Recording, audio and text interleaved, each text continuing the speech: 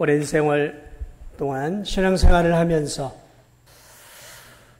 믿음으로 살고 있지만 경제적으로 여유가 없고 늘 먹고 사는 일들에 좀 쪼달리고 여러 면에서 좀 궁핍하게 살아가고 있는 성도들이 있다면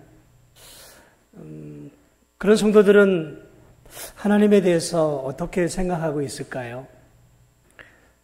내가 하나님을 믿고 신앙생활을 나름 열심히 하고 있는데 오랜 세월 이렇게 경제적으로 쪼달리고 여유가 없고 베풀고 나누는 삶은 고사하고 내 삶을 이렇게 살아가는 것조차 이렇게 힘겹다면 정말 하나님은 나를 사랑하시는 것일까?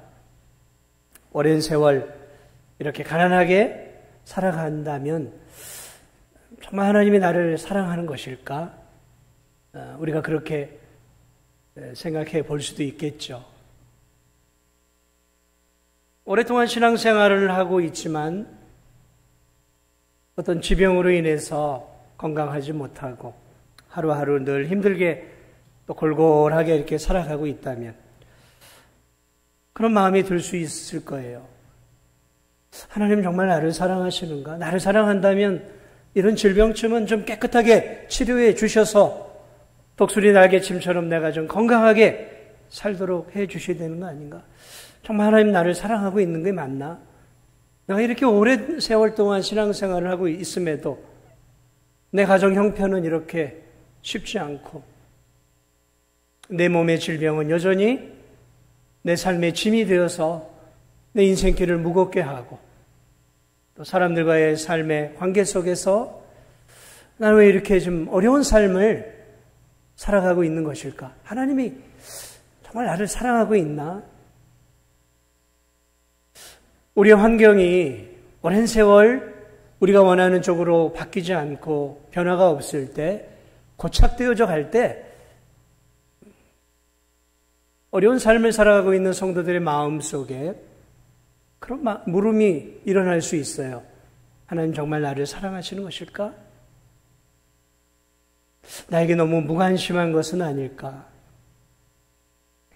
근데 이런 질문은 오늘을 사는 우리만 했던 것이 아니라 지금으로부터 한 대략 2450년 전에 저 유대 땅에 살고 있었던 이스라엘 백성들 또한 그런 생각들을 하고 있었다라는 거죠. 하나님이 우리 백성을 사랑하고 계시나? 환경을 아무리 둘러봐도 도무지 하나님은 우리 백성을, 우리들을 사랑하고 있는 것 같지가 않아 라고 2400년 그때쯤에 이스라엘의 성도들은 그렇게 생각을 하고 있었다라는 거죠. 인생의 삶이 오랜 세월 어려우면 성도들의 마음속에 하나님에 대한 의심들이 생겨나기 시작한다는 거죠. 오늘 이 말라기서가 쓰여진 때는 지금으로부터 대략 2400에서 500년 그 사이예요. 예수님 오시기 한 400년, 450년 전에 쓰여진 구약의 마지막 책이죠. 말라기서. 이스라엘 공동체가 무너지고 바벨론의 포로가 되어서 70년이라는 포로 생활이 끝나고 하나님의 은혜 가운데 이스라엘 백성들이 바사의 고레스 왕 때 극적으로 귀환을 하게 되어집니다. 그리고 예루살렘으로 돌아오고 이스라엘로 돌아왔어요. 돌아와서 이들이 기대감을 가지고 열심히 삽니다. 성전도 지었어요. 나름 성벽도 지었어요. 자기 집도 지었어요. 농토도 가꾸고 열심히 살아갑니다. 본국으로 돌아온 지 한 100여 년이라는 세월이 흘렀어요. 포로에서 돌아온 지. 그러니까 100여 년이 지났다는 것은 포로에서 돌아온 그 1세대들 그리고 그들의 자녀들 2세대들까지는 이미 다 죽었어요. 이 말라기를 썼을 때 당시에 사람들은 포로 귀환한 최소 3세대, 4세대의 그러한 다시 말하면 돌아와서 이제 아예 이스라엘에서 예루살렘에서 태어난 세대들이에요. 이 말라기서가 쓰여졌을 이 당시 이 사람들은 지금 하나님에 대한 구원의 감격이 전혀 없어요.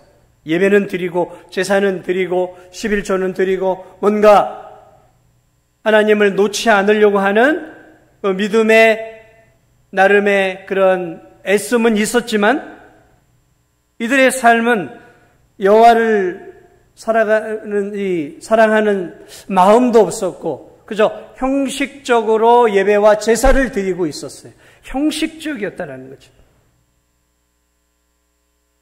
이 말라기 선지자 때 이 유대인들은 굉장히 형식적이고 세속적인 그리스도인들이었어요. 그래서 하나님은 이 말라기를 통해, 이 말라기서를 통해서 그들의 죽어가고 형식적이 되어져 가는, 화석화되어 가는 그들의 신앙을 향해 경고를 하고 있는 책입니다. 그래서 이 책은 경고의 책이에요. 그래서 1장 1절에 분명히 그렇게 얘기합니다. 여호와께서 말라기를 통하여 이스라엘에게 말씀하신 경고예요. 레드카드, 옐로우 카드를 지금 이스라엘 백성들에게 제시하고 있어요. 경고의 내용인 거예요. 상당히 두려운 내용들이죠. 그러니까 경고하고 있다는 것은 무엇입니까? 지금 이 백성들이 상당히 심각한 영적 권태기 같은 것이죠.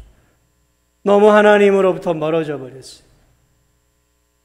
하나님을 섬기고는 있는데 하나님으로부터 그 마음이 너무 멀어져 있어요. 부부간에도 그러죠. 오랜 세월 살다 보면 그런 부부들이 있어요. 같이 살아요, 살기는. 근데 마음은 서로 멀리 떨어져 있어요.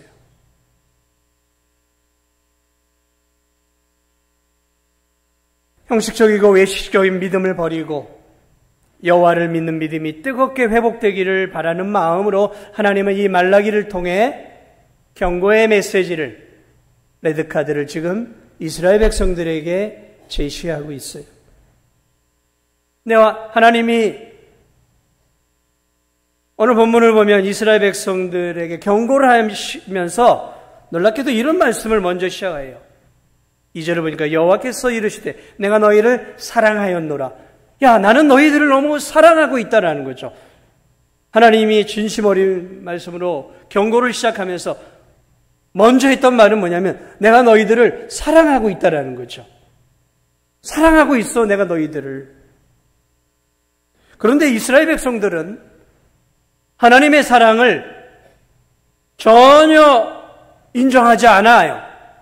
2절을 볼까요? 전혀 하나님의 사랑을 인정하지 않아요. 여호와께서 이르시되 내가 너희를 사랑하였노라 하나 너희는 이르기를 주께서 어떻게 우리를 사랑하셨나이까? 주님이 정말 우리를 사랑하고 계신 거 맞습니까? 우린 그렇게 생각하지 않는데요. 라고 이스라엘 백성들은 여호와의 사랑을 전혀 받아들이거나 인정하고 있지 않아요. 무슨 소리 하세요? 주님이 저희들을 사랑한다고요? 저희는 그렇게 생각하지 않아요. 하나님이 우리를 사랑한다고요? No! 우리는 그렇게 생각하지 않습니다. 라고 그 하나님의 사랑을 인정하지 않고 거부하고 있다는 거죠. 여기에 말라기가 쓰여졌던 결정적인 이유가 여기에 담겨 있는 거죠. 이들이 지금 하나님께 예배를 드리고 하나님을 섬기고 있는데 하나님의 사랑을 인정하지 않고 있어요. 하나님의 사랑을 느끼고 있지 않다라는 거죠. 굉장히 심각한 문제죠. 하나님께 예배를 드리면서 하나님이 자기는 사랑하지 않는다고 생각하고 예배 자리에 앉아 있으면 그 성도가 온전한 성도라고 할 수 있겠습니까? 문제가 있어도 지금 심각한 문제 아니겠어요? 그럼에도 예배 자리에 앉아 있는 거예요. 지금 이스라엘 백성들이. 당시 이스라엘 백성들은 하나님은 참 우리에게 너무 무심한 분이야 라고 생각하고 있었어요. 자신들이 처한 고달픈 삶의 환경을 바라보니까 도무지 하나님은 우리를 사랑하지 않는다고 생각했어요. 포로에서 돌아온 지 100년이 되었어요. 포로에서 돌아올 때 이스라엘 백성들은 기대를 갖고 있었어요. 야, 이제 조국으로 돌아가는구나. 이제 하나님께서 우리에게 복을 주실 거야. 그런 기대를 가졌어요. 그리고 1세대, 2세대, 3세대, 4세대까지 내려왔어요. 그런데 100년이라는 시간이 흘렀는데도 처한 환경이 변하지가 않아요. 100년이라는 시간이 지났지만 여전히 그들은 페르시아라고 하는 대제국의 속국이고 엄청난 조공을 바쳤어요. 여러분이 조공을 바치면 제대로 먹고 살 수 있겠습니까? 우리가 일제 36년 동안 얼마나 수탈을 당했습니까? 있는 거 없는 거 다 뺏겼잖아요. 원래 속국이 되면 그런 거예요. 지배국은 빼먹을 만큼 다 빼먹는단 말이죠. 그러니까 이들의 삶이 피폐했어요. 농사를 지면 거의 다 뺏기는 거예요. 또 제대로 잘 못 치고 기근이라도 오고 메뚜기라도 오고 황충이라도 오면 지금처럼 이렇게 자연 환경이 좋지 않으면 말 그대로 인생이 고달픈 인생이 되어지는 거라고. 그러니까 어쩔 때는 죽지 못해 사는 거예요. 죽지 못해 사는 거예요. 조국으로 돌아온 그들은 하나님이 이제 조국을 회복시켜 주셨으니까 은혜와 복을 부어 주실 거라고 생각을 했는데 100년이라는 시간이 흘러도 여전히 페르시아의 속국이고 먹고 사는 문제는 팍팍하고 힘들고 돌아보니까 다 강대국들에 둘러싸여서 너무 약소국인 거예요. 너무 약소국인 거예요. 우상을 섬기는 나라들은 힘이 있고 군림하고 잘 먹고 잘 살고 있는데 하나님을 믿는 백성인 자기들은 여전히 근근하게 살아가고 있고 저들의 눈치를 보고 살아가고 있고 조공을 바치고 있고 농작물은 황폐해지고 있고 주변국들에 밀리고 있는 자신들의 모습들이 너무 초라한 거예요. 도무지 아무리 살펴봐도 하나님을 믿지 않는 나라들은 강하고 잘 먹고 잘 사는데 하나님을 믿고 있는 자기들은 너무 초라하게 살고 있단 말이죠. 너무 불쌍하게 살고 있단 말이에요. 그러니까 이들의 마음속에 둘러보니까 그런 생각이 드는 거예요. 도대체 하나님은 뭐 하고 계시는 거야? 지난 100여 년 동안 하나님은 뭘 하고 계셨던 거지? 정말 우리를 사랑하고 계셨다면 이 나라가 보국 강병이 되어서 다윗 왕 때나 솔로몬 때처럼 히스기야 왕 때처럼 일어서야 되는 거 아닌가? 그런데 이게 뭐야? 그래 그들은 그 처한 상황에 지금 크게 실망하고 있었어요. 가난을 면치 못하고 생존을 위해 허덕이다 보니까 삶이 고달프고 자신들의 기대와 소망이 채워지지 않자 지금 그들이 처한 현실을 바라보면서 현실을 가지고 하나님을 평가하는 거죠. 우리가 그렇잖아요. 현실을 보고 평가하잖아요. 우리들도 눈에 보이는. 하나님이 정말 우리를 사랑하는 거예요. 사랑한다면 어떻게 우리 하나님의 나라를 이렇게 형편없게 만드는 거예요. 그들은 지금 불평을 넘어 하나님을 원망하고 하나님의 사랑을 지금 의심하고 있어요. 일면 이해는 되죠. 긴 세월 하나님을 믿지 않는 나라는 떵떵거리며 잘 살고 힘을 갖고 있는데 하나님을 믿고 있는 나라, 예배는 드린다고 드리고 있고 뭐 주를 위해 산다고 사는데 자신들의 삶은 저들에 비해 초라하니까 그런 마음이 환경만 보면 왜 안 들겠습니까?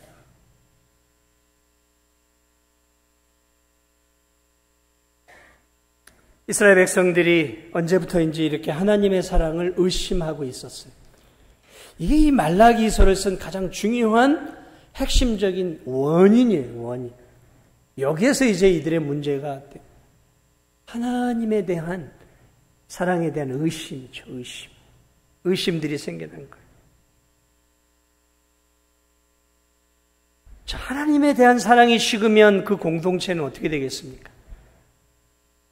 쉽게 생각해서 우리 공동체가 하나님의 사랑들이 식어버리면 이 공동체가 어떻게 되겠습니까? 굉장히 마르고 건조한 공동체가 되는 거예요. 사랑이 식어버리면. 차가운 공동체가 되는 것이죠. 팍팍한 공동체가 되는 거예요. 기쁨과 감사가 없는 그런 공동체가 되지 않겠어요? 지금 이스라엘이 그런 거예요. 사랑이 식어버린다. 모든 공동체에서 가장 중요한 것은 사랑이죠. 이 사랑이 식어져 버리면 모든 게 잘 돼도 사랑이 식어버린 공동체는 끝난 거예요, 사실. 여러분, 부부가 한 마음이 되어 한 몸이 되어 사랑해서 결혼을 하지 않습니까? 그런데 어느 날부터 이 부부간에 사랑이 식어지고 권태기가 찾아왔다고 생각해 보세요. 서로에 대해서 무심하고, 아유, 저 아내가 나를 사랑하나? 저 남편이 나를 사랑하나? 아유, 자기밖에 모르는 것 같아. 그러면서 이렇게 권태기에 접어들고 남편과 아내에 대한 사랑이 의심이 싹이 트기 시작하면 그러면 그 부부와 그 가정은 어떻게 되겠습니까? 이제는 그 부부는 사랑이 아닌 의무감과 책임감만 남는 거죠. 사랑 없이 의무감과 책임감으로 남는 부부 생활, 그건 지옥 같은 가정 생활이 되는 거예요. 사랑이 식으면 이제 서로의 행동에 대해서 비판적인 것밖에 보이지 않는 거예요. 사랑이 있을 땐 그게 품어지고 감추어져요. 그러나 사랑이 없으면 허물들이 있는 그대로 다 드러나는 거죠. 그러면 서로에 대해서 비판하게 되어지고 불평하게 되어지고, 그러면 서로 간에 섭섭하게 되어지고 서로 판단하고 원망하고, 그러다 보면 싸우는 거죠. 싸움이 일상이 되고 말다툼이 일상이 되어지는 것이죠. 그러면서 서로가 점점 더 마음의 거리가 멀어지게 되고, 그 마음의 거리가 멀어지다 보면 서로가 나누어지는 아픔들을 겪게 되어지는 것이죠. 사랑이 식어서 그런 거예요, 사실은. 처음엔 안 그랬잖아요. 처음엔 안 그랬죠. 불같은 사랑, 불같은 그 사랑으로 결혼하고, 사랑하려고 결혼하고, 사랑받기 위해 우리가 결혼하는데, 그 사랑이 식어져 버리면 그 부부 생활은 의리로 사나요? 그렇게 되면? 의리로 살고 계십니까? 아니죠. 의리로 사는 거 아니에요, 부부는. 사랑으로 사는 거예요. 사랑하는 친구 간에 사랑이 식어보세요. 어떻게 되겠습니까? 관계가 서운해지죠. 서로 간의 행동에 대해 늘 섭섭함만 생겨나는 거예요. 사랑이 식을 때 일어나는 게 뭐냐면 상대에게 섭섭함이 일어나는 거예요. 서운해요. 그리고 원망하고 서로 비판해요. 서로 정죄합니다. 너 때문에 이렇게 됐다라는 거지. 교인들 간에도 마찬가지예요. 교인들 간에도 공동체니까. 좋은 관계는 사랑이 있으면 좋은 관계가 돼요. 그리스도의 사랑이 이 교회 안에 가득 차면 서로의 허물들이 다 가리워져요. 용서가 되고 품어져요. 그런데 사랑이 식어져 버리면 어떻게 될까요? 사랑이 식어져 버리면 서로의 허물밖에 안 보이죠. 다 허물투성이 아닙니까, 우리 모두가. 근데 내 안에 사랑이 식어져 봐요. 다 허물만 보이는 거예요. 허물만 보이는 거예요. 저 사람이 나에게 하는 것들이 마음에 차지 않아요. 늘 서운해요. 섭섭해요. 늘 그래서 삐지고 꼴아요. 이게 사랑이 식은 증거라는 거예요. 비판적으로 봐요. 사람들을 늘 비판적으로 보죠. 의무만 해요. 또 의무적으로 모든 것들이 움직여가는 것이죠. 오늘 이스라엘 백성들의 마음속에 하나님을 향한 사랑이 식어져 버렸어요. 하나님을 향한 사랑이 언제부터인지 모르는지 식어져 버렸어요. 바닥을 쳤어요. 그래서 그들은 지금 하나님의 사랑을 의심하고 있어요. 의심하니까 뭐가 생기겠어요? 하나님을 향해 불평과 원망이 나오는 거죠. 하나님이 정말 우리를 사랑하고 계세요? 사랑한다면 어떻게 내 삶이 이거밖에 안 돼요? 믿지 않는 세상 사람들은 나보다 훨씬 더 성공하고 승진하고 돈 많이 벌고 자식들도 잘 되고 건강하고, 왜 나는 왜 이래요?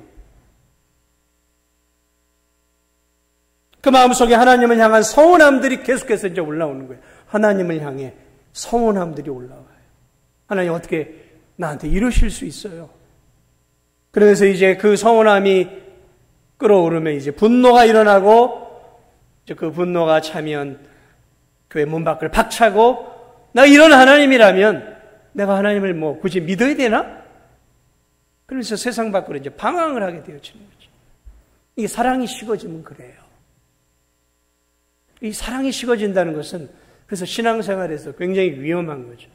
모든 관계에서도 마찬가지고 공동체에서도 마찬가지고.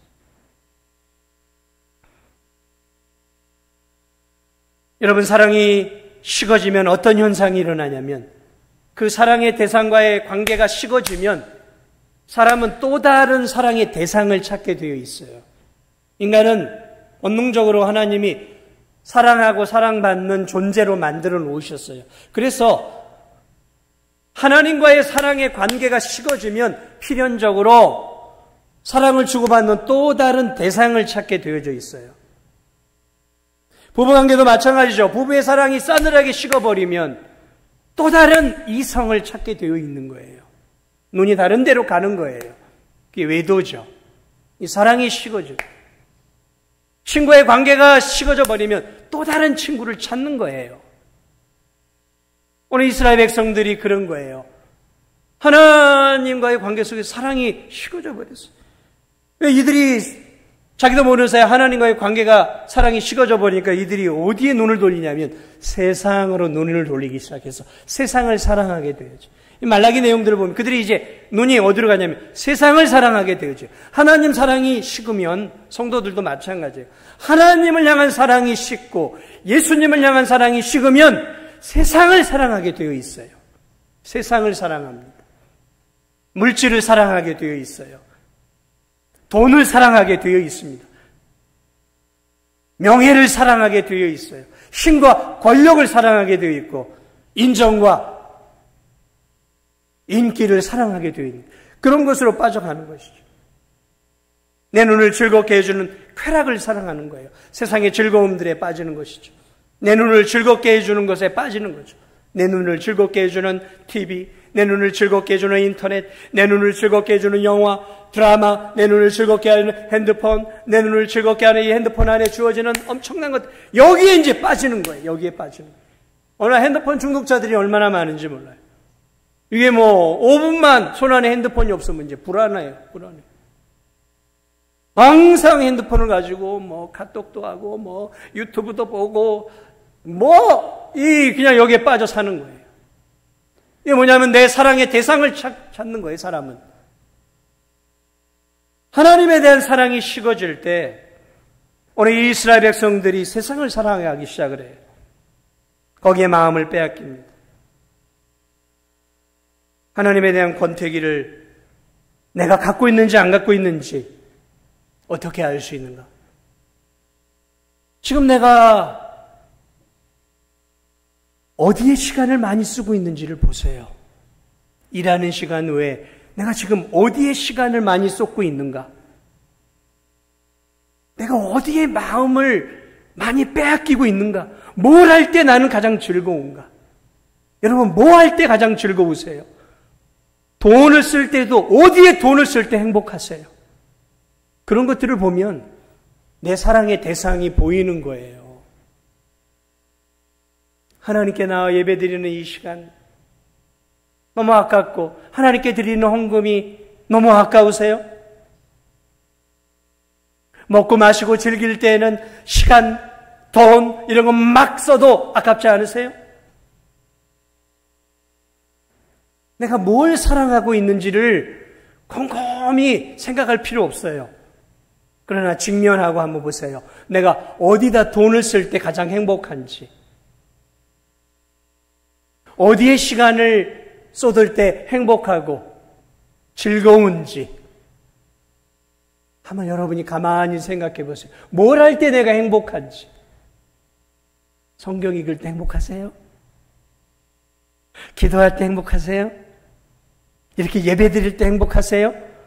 예배 드릴 때 막 아드레날린이 막 일어나서 찬양할 때 행복하세요?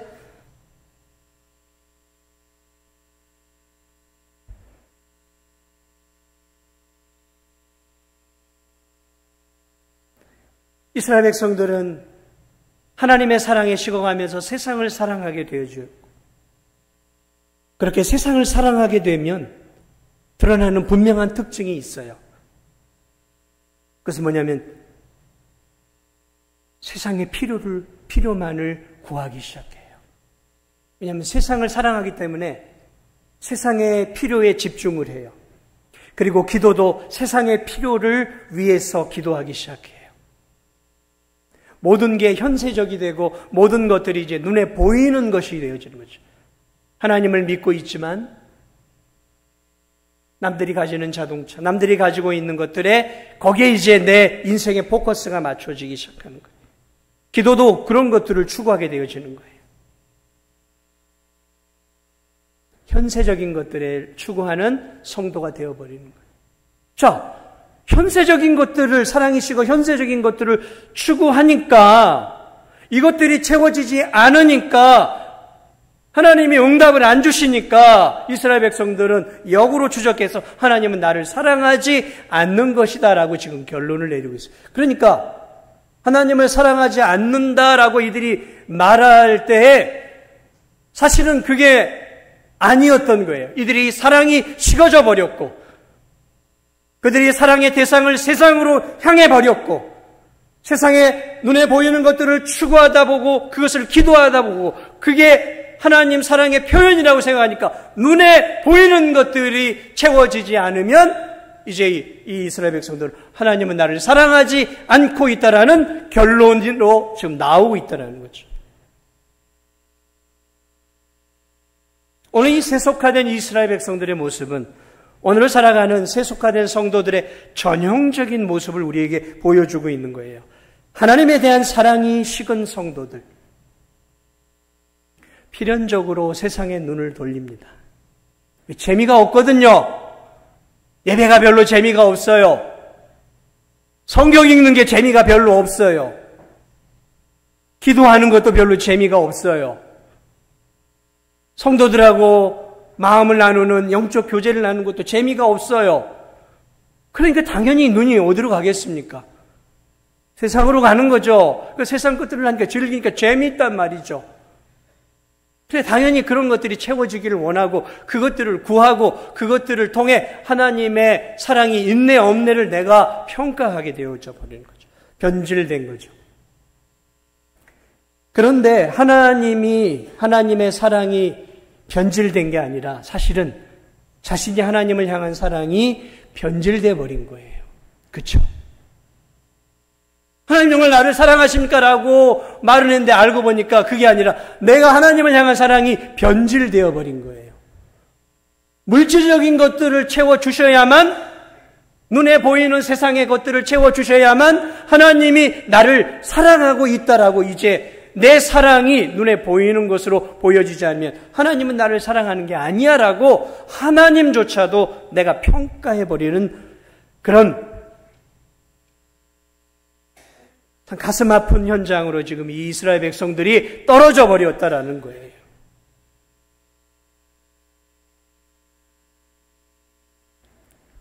여러분 주위를 둘러보고 여러분 삶을 보세요. 여러분이 평가하는 게 무엇입니까? 뭘로 하나님의 사랑을 평가하세요? 뭘 하나님이 줘야 하나님이 나를 사랑하고 뭘 안 주면 하나님이 나를 사랑하지 않는 것 같습니까? 뭘 주어야 하나님이 나를 사랑하고 뭘 안 주면 하나님이 나를 사랑하지 않냔 말이죠. 돈입니까? 성공하고 승진하면 하나님 나를 사랑하는 거고 성공 못하고 부자 안 되고 건강 나쁘고 자식들이 원하는 명문대 못 가고 눈에 보여지는 그런 것들 내가 원하는 대로 채워지지 않으면 하나님 나를 사랑하지 않는 건가요? 그렇다면 우리의 하나님 사랑은 지금 변질되어 있는 것이죠. 이스라엘 백성들처럼 변질이 되어 있는 거예요. 하나님이 변한 게 아니에요. 하나님은 변하지 않습니다. 하나님은 사랑이셔요. 하나님 변하지 않아요. 근데 누가 변한 거예요? 우리가 변한 거예요. 여러분, 하나님이 우리를 얼마나 사랑하십니까? 하나님이 한국교회를, 대한민국을 얼마나 사랑하셨습니까? 하나님의 사랑이 초창기 얼마나 많이 부어졌어요, 과거에. 과거 한국교회와 성도들을 얼마나 하나님 사랑했습니까? 너무너무 뜨거웠어요. 하나님을 향한 사랑이 뜨거워서 예배를 막 만들어내기 시작했어요. 오후 예배도 만들어내고요. 여러분, 오후 예배 만들어내는 게 한국이에요. 그것도 견디지를 못하니까 수요 예배, 수요 기도회도 만들어내고 금요도 만들어내고 모이면 또 모이고 싶고 모이면 또 모이고 싶고 그래 구역 예배도 만들어내고 하나님을 향한 사랑이 막 뜨거우니까 성도들을 향한 사랑이 뜨거워서 불같은 사랑이 타올라서 막 그것도 모자라서 심령 대부흥성에 말씀 사경에 무슨 집회 뭔 집회가 그렇게 많은지 몰라요. 한국에. 근데 이게 하나님을 향한 뜨거운 사랑에서 만들어진 그것도 모자랐어요. 기도는 또 얼마나 뜨거웠습니까? 너무너무 기도가 뜨거웠어요. 기도하고 또 기도하고 모자라서 새벽 기도회를 만들어냈어요. 한국교회가. 새벽 기도회를 만든 게 한국교회. 너무너무 기도하고 싶어 새벽 그것도 모자라서 금요 기도를 해서 밤을 새워 금요일날 기도했어요. 그래서 금요 차례라고 했어요. 지금처럼 금요 기도회 이런 거 아니었어요. 밤을 꼴딱 샜어요. 밤을 꼴딱 샜어요. 그렇게 기도하지 않으면 견딜 수 없으면 그렇게 하나님을 사랑하고 뜨겁게 기도했죠. 금식 기도 그것도 모자라 금식 기도도 만들었어요. 산에 올라가 산 기도도 했어요. 산 기도했어요.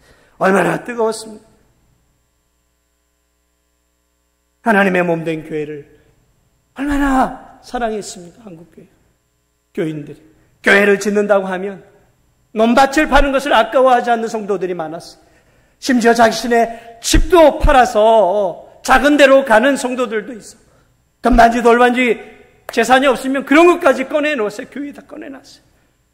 그런 돈도 없으면은 몸으로 나와가지고 이 무거운 이런 건물을 지을 때 벽돌을 날라오르면서까지 교회를 그렇게 사랑했어요. 한국교회가 그랬어요. 이 교회도 그렇게 올라간 거예요. 그런데 지금은요.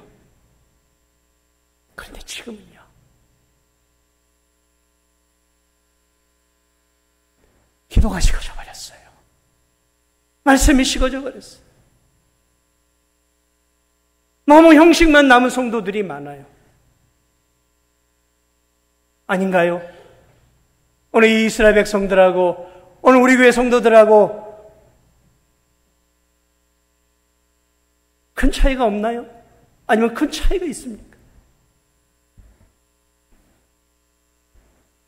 그 어려웠던 시절 우리와 함께 하시고 우리를 구원해 주시고 그 하나님에 대한 사랑이 너무도 뜨거워서 기도하지 않으면 견딜 수 없어요. 말씀, 예배, 말씀 붙잡고 살았어요. 그 어려웠던 무지했던 성도들, 세상적으로는 내세울 게 없었던 그 무지한 성도들이었지만 말씀을 향한 뜨거운 사랑이 있었어요. 그 말씀 붙잡고 말씀대로 살려고 했고 예배 드리고 그 영예배를 드리면서 뜨겁게 영혼 구원에 대한 열정, 선교에 대한 열정들이 타올랐었죠.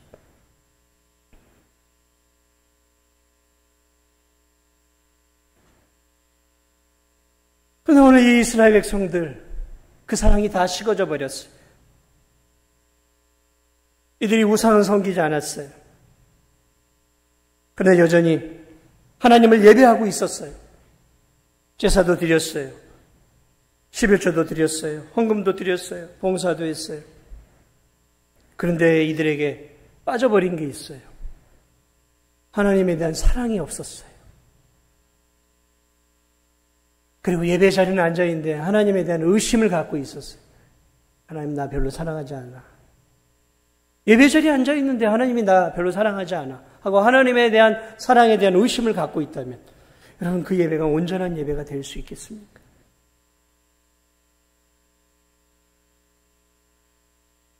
그리고 예배를 드리고 봉사를 하고 하면서도 머릿속에는 하나님보다 더 사랑하는 것들의 마음을 빼앗기고 있었던 거예요. 더 사랑하는 것들이 마음에 있었어요. 여러분 우상이라는 게 보여지는 게 우상이라고만 생각하시면 안 돼요. 내가 하나님보다 더 사랑하고 있는 거, 내 마음속에 내 중심에 하나님보다 더 자리를 차지하고 있는 게 있다면 그게 우상이에요. 자꾸 우상을 뭘 만드는 것으로만 생각하지 마세요. 내 머릿속에 가장 중심되어 있는 게 뭔가? 그게 돈일 수 있죠. 돈이 우상인 거예요. 가족이요? 가족이 들어가 있으면 가족이 또 우상이 되는 거예요.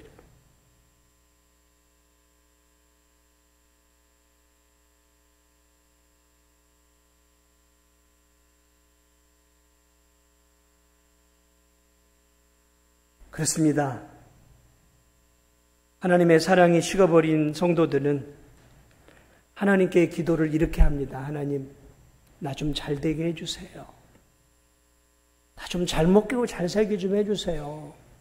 내 사업, 내 직장. 우리가 그 기도를 하지 않는 게 아니에요. 해야 되지만 그게 이제 내가 원하는 기도의 가장 중요한 핵심 목표가 된 거예요. 왜요? 이제 그걸로 이제 하나님 사랑을 내가 측정하는 거예요. 눈에 보여지는 것으로 하나님 사랑을 측정해서 원하는 것들을 주시면 하나님이 나를 사랑하는 것이고, 내가 원하는 이 세상에 좋은 것들을 주지 않으면 하나님은 나를 사랑하지 않는 거야 라는 어린애 같은, 지극히 유치한 어린아이 같은 신앙으로 사랑이 식으면 회귀하는 거예요.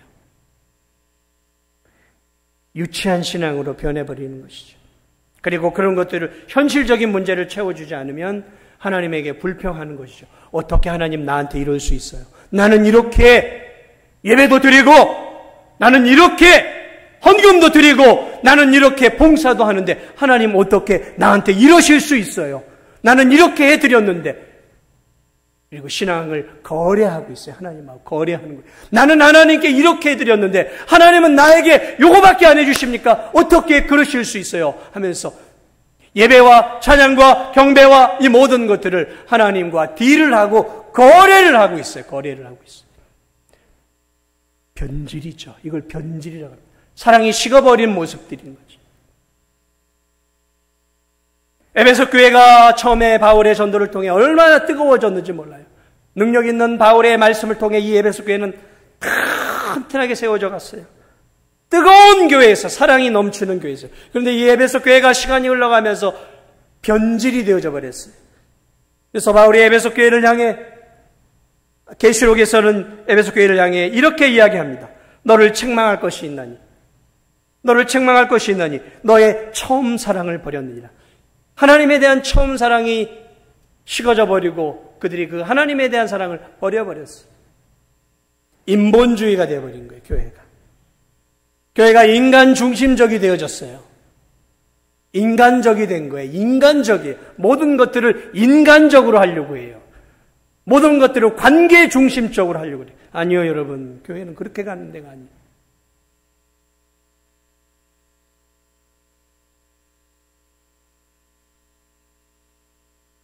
부부가 사랑이 식어지면 위기예요. 진짜 위기입니다. 교회가 사랑이 식어지면, 성도들 간의 사랑이 식어지면 그게 진짜 교회의 위기입니다. 성도가 하나님을 향한 사랑이, 예수님을 향한 사랑이 식어지면 그 위기입니다. 하나님 정말 우리를 사랑하십니까? 그러니까 하나님이 뭐라 그래요? 야, 내가 에서는 미워하지만 너 야곱, 너 이스라엘은 내가 사랑한다. 거기에 집중해라. 무슨 말일까요? 오늘 결론이에요. 하나님 사랑하는 증거가 뭐예요? 그랬더니 야, 나는 에서는 미워하지만 야곱 너는 사랑한다라는 거예요. 이게 무슨 말이냐면 이 세상 속에서 내가 이스라엘 너희들을 사랑하기로 내가 선택했다라는 거예요. 선택했다라는 거예요. 다 죽을 수밖에 없는 죄인들이지만 그 중에서 이스라엘 너희들을 내가 선택했다라는 거예요. 내 자녀로 선택했다라는 거죠. 여러분, 우리가 하나님의 사랑을 알 수 있는 최고의 방법은 하나님이 죄인된 우리들을 구원하시기로 선택해서 하나님이 나를 구원하시기 위해 2000년 전에 예수 그리스도를 보내주었던 그 놀라운 십자가의 사랑을 바라볼 때 비로소 우리는 하나님이 얼마나 우리를 사랑하시는지를 확인할 수 있다는 거죠. 하나님이 지금 말씀하고 있는 이야기가 그 이야기를 하고 있는 거예요. 내가 너희들을 얼마나 사랑하냐고. 너희들이 지금 필요한 것들을 주지 않아서 너희들이 내가 너희를 사랑하지 않고 있다. 아니야, 난 너희들을 너무 사랑해. 왜냐하면 나는 너희들을 선택했고 나는 너희들을 구원했고 지금도 너희들을 내 자녀로 삼고 있단다라는 것이죠. 사랑하는 여러분, 하나님의 사랑이 의심스러우십니까? 여러분의 환경을 바라보니까 도무지 하나님이 없는 것 같으세요? 그럼 여러분은 많이 세속화된 거예요. 환경을 둘러보고 내 주어진 환경을 다른 사람과 비교해서 나를 바라보며 하나님의 사랑이 있네 없네 한다면 지금 나는 변질되어 가고 있는 것이죠. 그러면 어떻게 해야 되는가? 하나님이 이렇게 얘기합니다. 야, 내가 너를 구원했잖아. 내가 너를 값없이 내 자녀로 삼았잖아. 그거 기억해야지라고 하나님이 지금 이스라엘 백성들에게 말하고 있는 거예요. 이것을 신약의 표현으로 하면 이런 거예요. 사랑하는 진도중앙교회 성도들이 하나님이 이렇게 말씀하는 거예요. 사랑하는 진도중앙교회 성도들아, 내 사랑이 의심스럽니? 너희들을 내가 지금 사랑하고 있는 것 같지 않니? 그러면 내가 너희들을 구원하고 내 자녀 삼기 위해 내가 2000년 전에 이 땅에 보낸 예수 그리스도와 그분의 십자가를 바라보아라.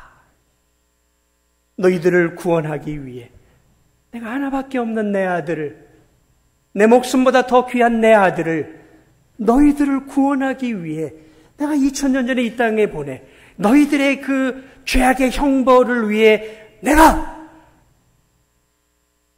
독생자 예수를 너희들을 구원하기 위해 십자가에 못 박아 죽이지 않았느냐. 십자가를 바라보아라. 십자가를 바라보아라. 그 십자가를 바라볼 때 내가 너희들을 얼마나 사랑하고 있는지, 내가 얼마나 가슴 저밀게 너희들을 위해 내 목숨조차도 내 목숨보다 더 귀한 내 사랑하는 독자를 너를 위해 십자가에 죽이지 않았느냐. 그 죽이는 사랑으로 너희들을 사랑한 그 십자가를 바라보아라. 내 사랑이 의심 가고 현실 속에서 내 사랑이 의심이 들어간다면 십자가를 바라보아라. 십자가를 바라보며 너희들을 얼마나 내가 사랑하는지 다시 한번 그 십자가를 통해 너희들의 사랑이, 나를 향한 사랑이 회복되기를 원한다. 그 말씀을 하고 있는 거예요. 사랑하는 여러분, 우린 연약해서 자꾸 눈에 보여지는 것들로 하나님의 사랑을 평가하려고 해요. 아니요. 여러분의 사랑이 식고 하나님의 사랑이 의심되고 하나님을 향한 불평들이 생겨난다면 십자가를 바라보세요. 예수 그리스도의 십자가를 바라보십시오. 그 하나님이 여러분을 얼마나 사랑하고 계시는지, 그분이 그렇게 목숨보다 사랑하시는 그 예수 그리스도를 저와 여러분을 위해 아낌없이 내어주셨잖아요. 세상에 그 어떤 사랑이 이 사랑과 비교할 수 있겠습니까? 그 사랑을 자꾸 돌이켜보세요. 그 사랑을 바라볼 때 현실은 어둡고 힘들어도 그 십자가의 사랑을 바라볼 때 주님이 나를 이렇게 사랑하고 계시는군요. 다시 한번 그 십자가의 사랑을 통해 우리가 하나님을 향한 사랑이 회복될 줄 믿습니다. 그 십자가의 사랑을 바라보면서 남은 생에도 하나님을 의심하지 말고, 남은 생에도 나를 위해 살지 말고, 나를 위해 십자가에 죽으신 예수 그리스도를 믿는 믿음 안에서 남은 생에도 주를 위해, 복음을 위해, 주의 나라와 영광을 위해 그렇게 살아갈 수 있는 저와 우리 성도들이 되시기를 예수 그리스도의 이름으로 축복을 드립니다. 우리 함께